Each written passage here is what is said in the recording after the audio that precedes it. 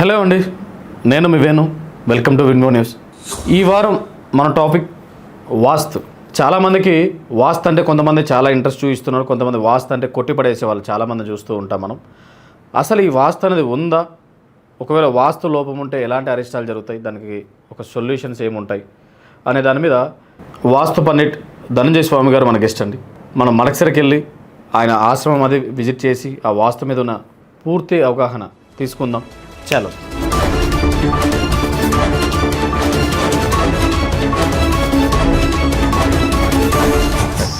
వాస్తు పండిట్ ధనంజయ స్వామి గారు, స్వామి welcome to Vinvo news. స్వామి నమస్తే అండి.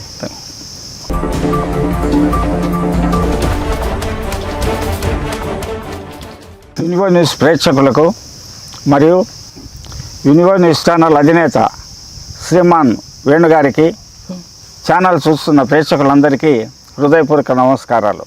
Thank you. చందకచెర్ల ధనంజయ స్వామిని, భూమానంద ఆశ్రమము, మడకసిర. అసలు ఏంది, మీరు ఎక్కడ మడకసిర, ఎక్కడ ఒరిస్సా, ఎటు నుంచి ఎటు వెళ్ళిపోతున్నారు?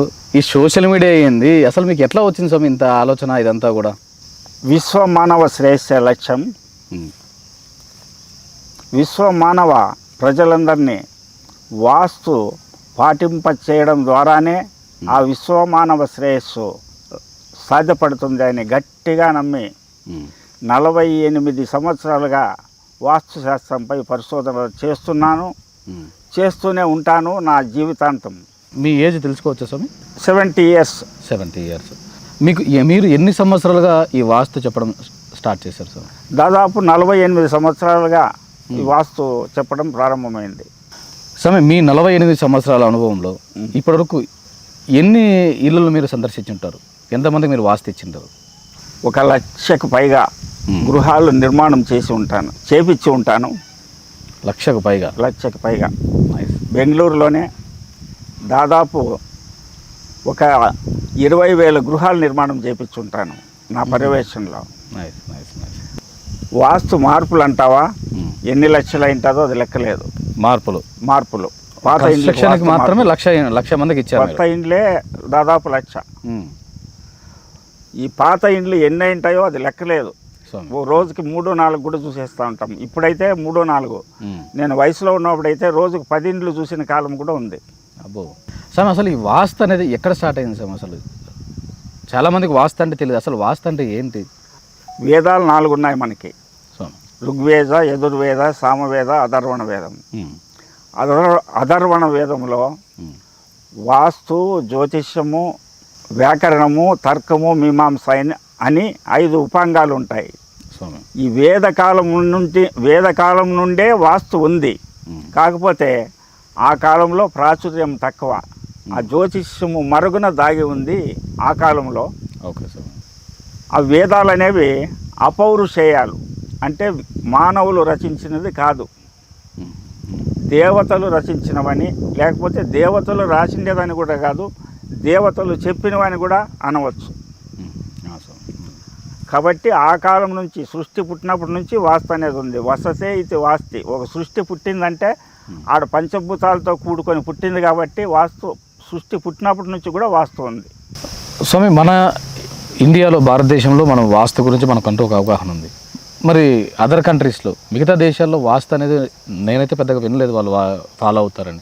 వాళ్ళకి చాలా వరకు మనకు గ్రో అవుతున్నారు కదా, మరి వాళ్ళు ఎలా అంటారు? దానికి ముఖ్య కారణము అన్ని దేశాల్లోన ఆయా దేశానికి సంబంధించిన కొంతమంది మహానుభావులు కొన్ని సూచనలు, నిర్మాణ పద్ధతులు తెలియజేశారు. అందులోనే వాస్తు రహస్యాలు చాలా వరకు ఇమిడి ఉంటాయి. ముఖ్య కారణము వేరే దేశాల్లో జనాభా తక్కువ, భూభాగం ఎక్కువ. అందువల్ల విశాలమైన స్థలంలో వాళ్ళు ఇల్లు కట్టుకోవడం వల్ల సెట్ బ్యాక్స్ ఎక్కువ ఉండి, గ్రీనరీ ఎక్కువ ఉండి వాళ్ళకి ఆరోగ్య సమస్యలు ఉండవు, మైండ్ బాగా పనిచేసి ఆర్థికంగా ఎదగగలుగుతున్నారు. మన భారతదేశంకి వచ్చేప్పటికీ అధిక జనాభా, స్థలాభావము, అందువల్ల ఎలా పడితే అలా ఇల్లు నిర్మించుకొనడము, కొంతవరకు గవర్నమెంట్ నామ్స్ను ఉల్లంఘించడము, గవర్నమెంట్ వాళ్ళు వచ్చి ఆ బిల్డింగులు పడగొట్టడము మనం చూస్తూనే ఉన్నాము. అవును. కాబట్టి ఇక్కడ కూడా విశాలమైన ఖాళీ ప్రదేశం ఉండి 4 వైపులా గాలి వచ్చేటట్టు ఎలా కట్టుకున్నా, ద్వారం పెట్టుకున్నా, ఎలా కట్టుకున్నా కూడా వాస్తు ఆటోమేటిక్గా కుదురుతుంది. సగము వాస్తు 4 వైపులా గాలి వెలుగు వచ్చే దానిపైన ఆధారపడి ఉంటుంది. ఆ ప్రకారం చూస్తే విదేశాల్లో అందుకు అనువుగా ఉంది. అధిక జనాభా వల్ల మన దేశంలో అది అనుసరించడానికి అవకాశం లేదు. స్వామి వీధి పోటు వీధి చూపుకి ఏంటి స్వామి వేరియేషన్?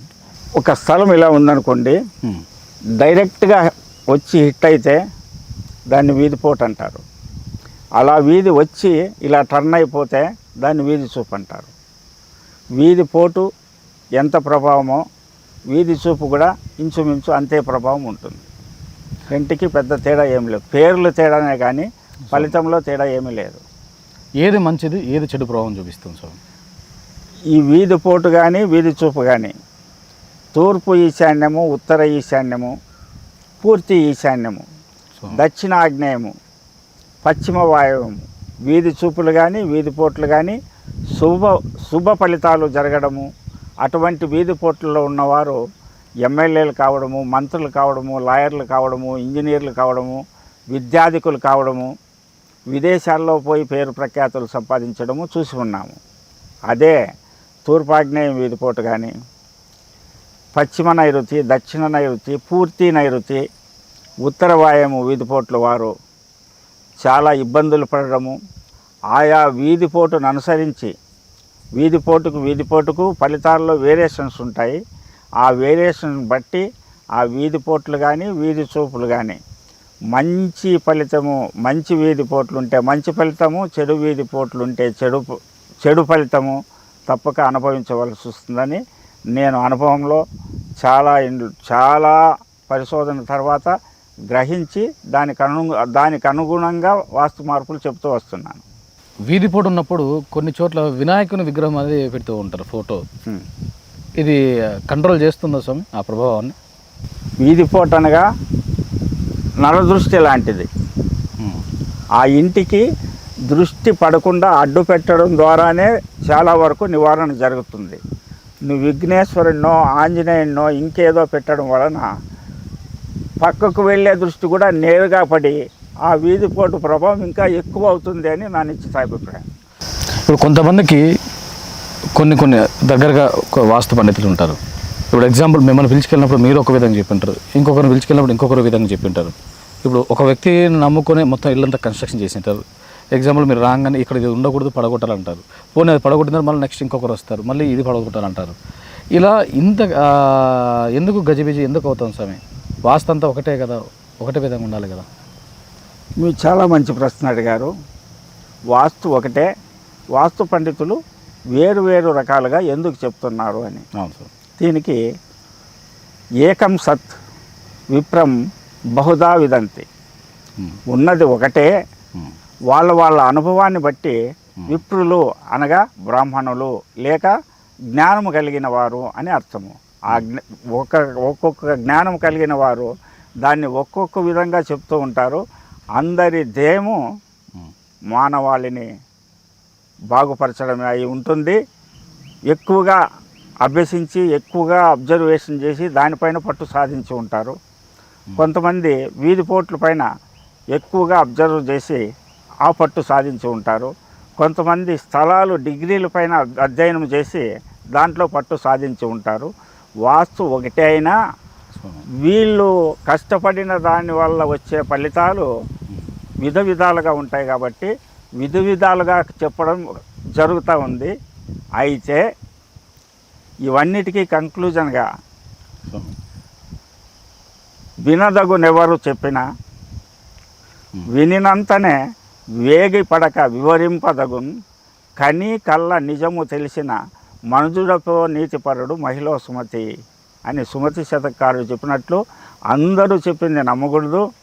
ముఖ్యంగా మంచి అనుభవంగా ఒక వాస్తు పండితుని నన్ను ఎన్నుకునేటప్పుడు ఈయన ఎన్ని ఇండ్లు చూసినాడు. చాలా వరకు వింటుంటాం స్వామి, ఒక ఇంటికి 3 ద్వారాలు ఉండకూడదు అని.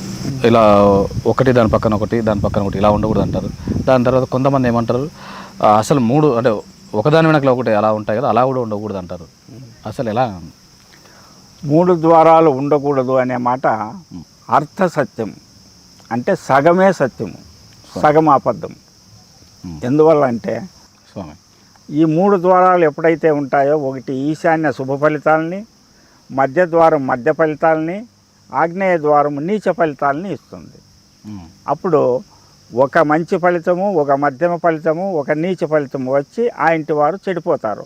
అందువల్ల 3 ద్వారాలు ఉండకూడదు అని వాళ్ళు చెప్పారు. అయితే వాళ్ళు చెప్పినది ఆ ప్రకారం అయితే నాలాంటి వాస్తు పండితులు, ఇంకొకరి మీద అనేది వద్దు, నాలాంటి వాస్తు పండితులు ఎలా చెప్పారో అర్థం చేసుకోలేక ఒక ద్వారం వెనక ఒక ద్వారం, 3 ద్వారాలు సరిగ్గా వెనక ఉన్నా కూడా ఉండకూడదు అని అర్థం చేసుకున్నారు. వాస్తు కరెక్టే, పండితుడు అర్థం చేసుకునే దాన్ని బట్టి వాని జ్ఞానం ఆధారపడి ఉంటుంది, ఆ జ్ఞానం బట్టి మాట్లాడడం ఆధారపడి ఉంటుంది. కరెక్ట్, ఇది బాగా చెప్పారు సార్. కరెక్ట్. స్వామి, ఒక ఇల్లు ఉంది, ఆ ఇంట్లో ఆగ్నేయ మూల వంట చేయడానికి కానీ స్టవ్ పెట్టడానికి అనుకూలం లేదు, ఈశాన్యంలో పెట్టలేరు, ఈశాన్య మూల కాబట్టి. సరే, ఇంకా ఏ మూల పెట్టగలుగుతారు వాళ్ళు? వీలైనంత వరకు ఆగ్నేయమే, అగ్నిస్థానము శ్రేష్టము. కానీ అగ్నిని మండించగలిగేది వాయువు కాబట్టి ఆగ్నేయంలో పెట్టలేని పరిస్థితుల్లో వాయువులో పెట్టుకోవచ్చు, ఎలాంటి అభ్యంతరము లేదు. మామూలుగా వింటుంటాం స్వామి, కాళ్ళు దక్షిణ వైపు చేసి పడుకుంటే యమధర్మరాన్ని చూస్తూ ఉంటారు, దానివల్ల ఆరోగ్యాలు ఇదవుతాయని చెప్పేసి అని. ఇది నిజమేనా స్వామి? పెద్దలు ఏమి చెప్పినా స్వామి అందులో ఎంతో నిగూఢ అర్థం దాగి ఉంటుంది. భూ అయస్కాంత శక్తి దక్షిణం నుండి ఉత్తరం వైపు ప్రవహిస్తూ ఉంటుంది కాబట్టి మనలో అయస్కాంత శక్తి కూడా తల నుండి కాళ్ళ వైపు ప్రవహిస్తూ ఉంటుంది, రక్త ప్రవాహము. వ్యతిరేకంగా అయస్కాంత శక్తి ఇలా తీసుకొని నువ్వు ఇట్లా దక్షిణం నుంచి ఉత్తరానికి వచ్చే అయస్కాంత శక్తికి వ్యతిరేకంగా మనము పడుకోవడం వలన అనారోగ్యం కలుగుతుంది అని వాస్తు పండితులు చెప్పడం కాదు, ఈనాటి సైంటిస్టులు కూడా రుజువు చేసి వాళ్ళు కూడా చెప్తున్నారు, ఉత్తరం వైపు తల పెట్టొద్దండి, దక్షిణం వైపు కాళ్ళు పెట్టొద్దండి అని. ఒకటి ఒప్పుకోవాల్సింది ఏంటంటే స్వామి, ఈ మధ్యకాలంలో మీరు అన్నట్టు సైంటిస్టులు అది చెప్తూ ఉన్నారు, ఎన్నో సంవత్సరాల క్రితమే మన పెద్దలు మీలాంటి వాళ్ళు ఇవన్నీ కూడా అంటే ఇంత డెప్త్గా ఎక్స్ప్లెయిన్ చేస్తే అప్పట్లో ఎవరికి అర్థమయ్యేది కాదు. సో ఇలా పడుకోవద్దని చెప్పి ఒక సింపుల్గా చెప్పుకుంటూ వచ్చారు. కొంతమందిని కొట్టేస్తూ ఉంటారు, ఈ మధ్యకాలంలో ఒక్కొక్కటి మన నిరూపిస్తూ రుజువు చేస్తూ వస్తున్నారు. చాలా హ్యాపీగా ఫీల్ అవుతుంది స్వామి, మన పెద్దలు ఇంత ఇన్ఫర్మేషన్ని ఎంతో చాలా సూక్ష్మంగా అందరికీ ఎక్స్ప్లెయిన్ చేస్తూ వచ్చారు. చాలా మంచి విషయం స్వామి, మంచి విషయం చెప్పారు. ఇంకొన్ని వింటుంటాం స్వామి, అంటే మామూలుగా భూములు పంచుకునేటప్పుడు కానీ, ఇల్లు పంచుకునేటప్పుడు కానీ, అన్నదమ్ములు ఎగ్జాంపుల్ పెద్దవాళ్ళు ఒకవైపు అంటే పై పక్కన ఉండాలి ఇలా చెప్తూ వస్తూ ఉంటారు కదా, ఎలా ఉండాలి స్వామి, ఎలా ఉంటే మంచిది? పెద్దవాళ్ళు ఏది చేసినా అందులో ఎంతో నిగూఢార్థం దాగి ఉంటుంది. అని ఒక సిద్ధాంతాన్ని ఏర్పరిచారు. అలా ఏర్పరచడం వలన సమాజ శ్రేయస్సు కలుగుతూ ఉంది, వివాదాలు కొట్లాటలు జరగడం లేదు. ఒక్క విషయం పెద్దలు చెప్పారంటే దాని వెనక ఎన్నో సైంటిఫిక్ కారణాలు ఉంటాయని మీకు తెలియజేస్తున్నాను. కరెక్టే సార్, ఎందుకంటే ఇంట్లో పెద్దవాడు ఉన్నప్పుడు చిన్నవాళ్ళకి అంత అవగాహన లేదు కదా. సో నేను రోడ్డుకే నాకు కావాలన్నప్పుడు చిన్నవాళ్ళు వీళ్ళ మాట కాదనలేరు. అవును, నాకు రోడ్డుకి నాకు కావాలా, మీరు వెనక మీరు తీసుకోండి అంటే ఏం చేయలేదు. సో ఈ వాస్తు ప్రకారంగా ఇలా చెప్పారనుకోండి, ఆటోమేటిక్గా లోపలికి అలా భయపడైనా ఇస్తారు. మంచి పని, బాగా చెప్పారు స్వామి. స్వామి, మనం చూస్తూ ఉంటాం అంటే చాలా వరకు రియల్ ఎస్టేట్లో అంటే ఒక వెంచర్ వేయంగానే ఫస్ట్ తూర్పు ఉత్తరం కొంచెం రేట్ ఎక్కువ అమ్ముతారు, ఆటోమేటిక్గా పడమర కొంచెం తక్కువ, తర్వాత దక్షిణం వచ్చేప్పుడు ఇంకా తక్కువ అమ్ముతారు. ఎందుకు స్వామి దక్షిణం అనగానే చాలామంది కొనరు, ఎందుకు స్వామి? దిక్కులు 4 మనకి, స్వామి తూర్పు, పడమర, ఉత్తరము, దక్షిణం. మూలలు 4, ఈశాన్యము, నైరుతి, ఆగ్నేయము, వాయువు. ఆ దిక్కులు ఆ పనినే చేస్తాయి కాబట్టి ఆ దిక్కును అనుసరించి ఇల్లు కట్టుకోగలిగితే దక్షిణమైన బ్రహ్మాండంగా యోగిస్తుంది. ముఖ్యంగా మన భారతదేశంలో దక్షిణము ఇండ్లలోనే ధనవంతులు ఎక్కువ ఉంటారు, మీరు గమనించవచ్చు. అవునా స్వామి? అరే రే రే రే. తెలియక చాలా మంది దక్షిణం అనగానే కొనరు స్వామి. ఆ. మిగతా వాళ్ళు దక్షిణము మంచిగా ఇండ్లు, ఉంటారు. దక్షిణము వాకిలు ఉన్న ఇండ్లలోనే ధనవంతులు ఎక్కువ ఉండడం గమనించవచ్చు. ఎందుకంటే దక్షిణ భాగ ద్వారము, దక్షిణ ఫేస్ ఇంటికి వాస్తు అమెరికా అతి చక్కగా కుదురుతుంది. రోడ్డుకు ఆనుకొని ఇల్లు కట్టుకుంటారు. తూర్పు ఉత్తరము విశాల ఖాళీ స్థలం వెనక్కి వదులుకుంటారు, దొడ్డికి, పశువులకి వగైరా వగైరా. అందువల్ల విశేష వాస్తు బలము ఏర్పడుతుంది. అదే తూర్పు పశ్చిమాలైతే నైరుతిలోనో పడమరలోనో దక్షిణంలోనో ఇల్లు కట్టుకుంటారు. తూర్పు ఉత్తరాలు ఖాళీ ఎక్కువ వదులుతారు. ఆ వదిలినప్పుడు పశువుల శాలలు, పందిళ్ళు, గడ్డివాములు, ఈ రైతులకు అనుకూలమైన ఉపగృహాలు ఇవన్నీ తూర్పు ఉత్తరాల్లో పడి వీళ్ళే దెబ్బతినడం మన భారతదేశంలో మీరు గమనించవచ్చు. దిక్కు ఏదైనా దాన్ని అనుసరించి కట్టితే 4 దిక్కులు బ్రహ్మాండంగా యోగిస్తాయి. మీరు ముఖ్యంగా గమనించవచ్చు, మన దక్షిణ భారతదేశంలో ఒక ప్రధానమంత్రి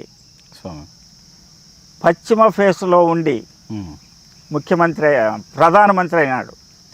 అనంత పద్మనాభ నగర్లో పశ్చిమ ఫేస్లో ఉండి దేవేగౌడ గారు మన భారతదేశానికి ప్రధానమంత్రి అయినాడు.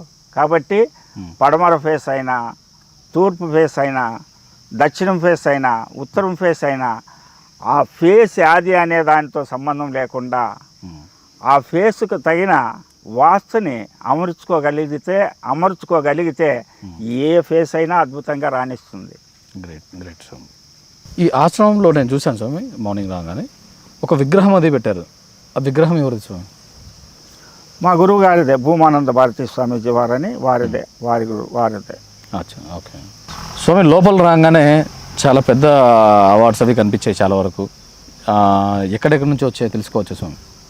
మొట్టమొదటిగా ప్రజలందరూ నా సేవలను గుర్తించి వాస్తు పండిట్ అని పిలవడం ప్రారంభించారు. ఆ పేరు అలాగే ఉండిపోయింది. వాస్తు పండిట్ ధనుంజయ స్వామి అంటేనే నన్ను గుర్తుపడతారు. ఊరికే ధనుంజయ అంటే వేల మంది, లక్షల మంది ఉంటారు. అలా వాస్తు పండిట్ అని ప్రజలే నాకు ఇచ్చిన బిరుదు. తర్వాత లలిత కళా పరిషత్ వారు హైదరాబాదు వారు నాకు ఫోన్ చేసి మీకు అవార్డు ఇవ్వదలుచుకున్నామన్నారు. అలా ఒక అవార్డు వచ్చింది. రవీంద్ర భారతి వారు ఇలాగే నా శుభవాస్తు ఛానల్లో వీడియోలు చూసి వాళ్ళు కూడా ఫోన్ చేసి వాళ్ళు కూడా ఒక అవార్డు ఇవ్వడం జరిగింది. సివి రామన్ అకాడమీ సంస్థల వారు ఒక అవార్డు ఇవ్వడం జరిగింది.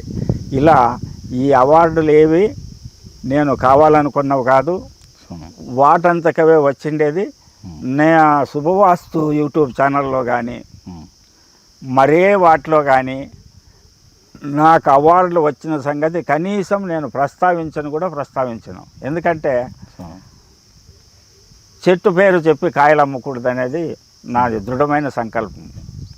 స్వామి, అక్కడక్కడ వింటూ ఉంటాం, సింహద్వారం ఉన్న వాళ్ళు చాలా వరకు ఎమ్మెల్యేలుగా అయితేనేమి, ముఖ్యమంత్రులుగా అయితేనేమి ఇలా చాలామంది అయ్యారు అని చెప్పేసి కొంతమంది సింహద్వారమే పట్టుబట్టి కావాలని వేయించుకుంటూ ఉంటారు. ఇది ఎంత మాత్రం నిజం స్వామి? చాలా మంచి ప్రశ్న. ఇది 100% అర్ధ సత్యం. అంటే సగం నిజము, సగం సత్యం. అంటే వాళ్ళకి అలా సింహద్వారం లేదనేది కాదు, ఉంది అనేది సగం నిజము.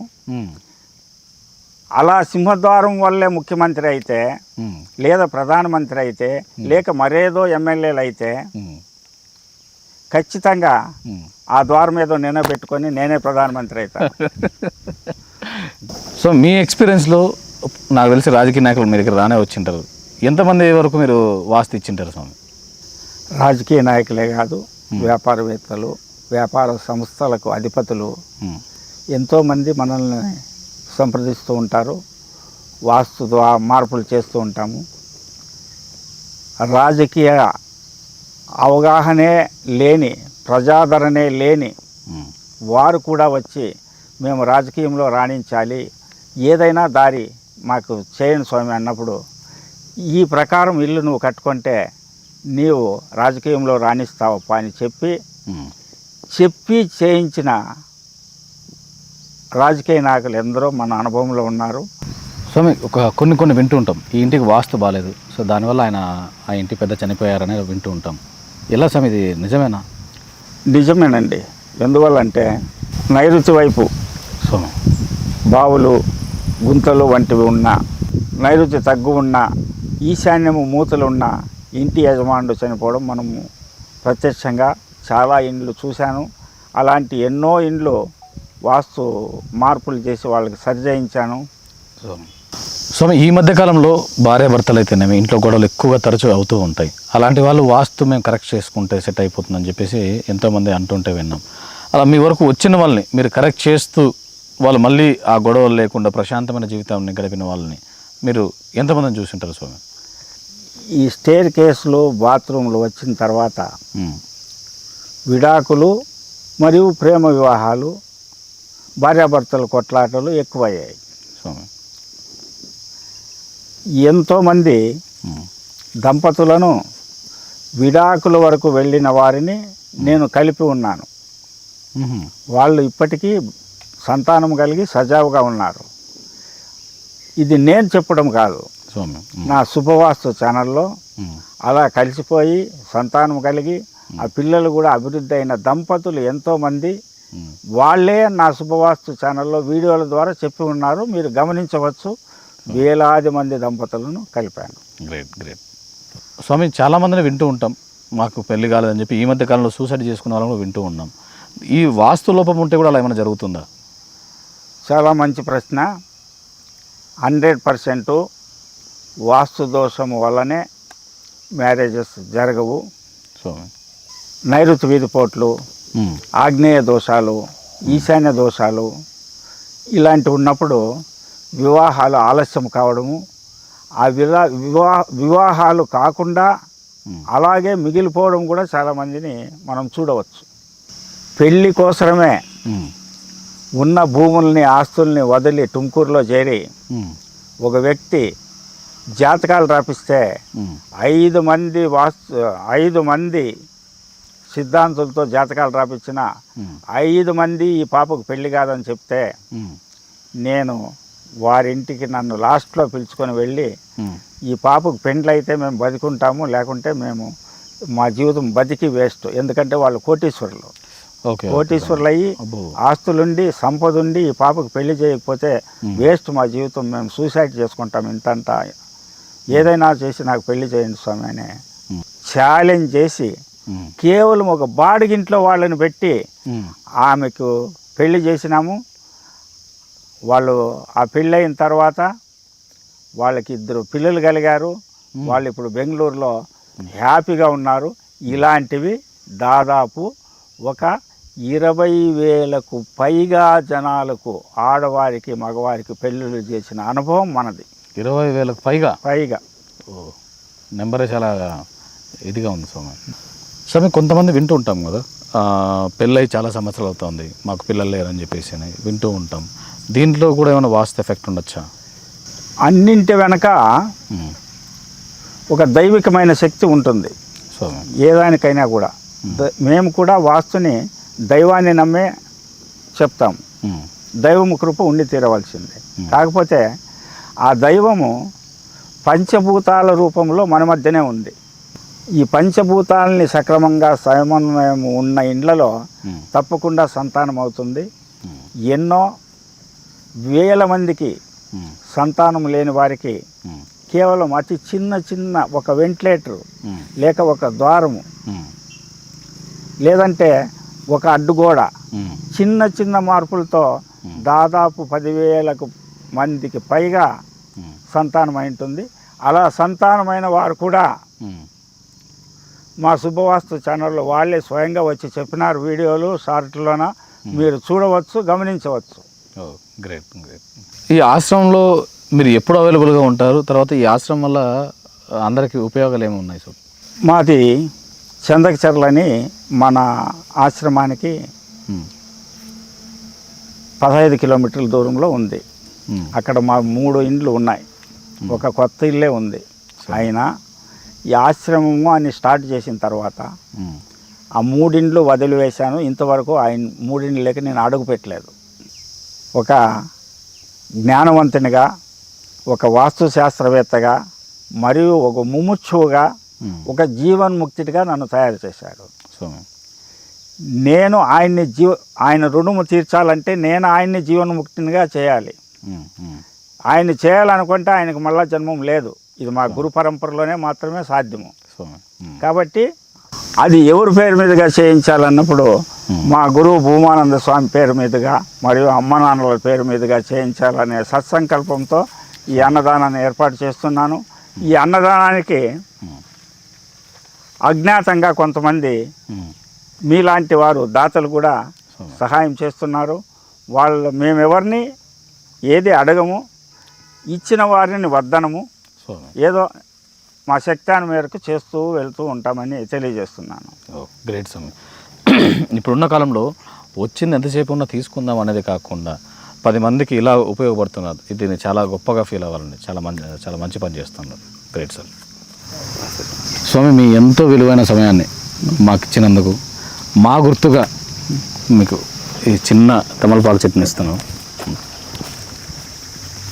ధన్యవాదములు. థ్యాంక్ యూ స్వామి. Thank you so much. ఎక్కడికి వెళ్ళినా 99% చెట్లు కొట్టించకుండా వాస్తు చెప్తాను. గ్రేట్. చెట్లు పెంచేలా వాస్తు చెప్తాను. స్వామి నాకు బహుమతిగా ఇచ్చినందుకు మీకు చాలా ధన్యవాదాలు. Thank you so much.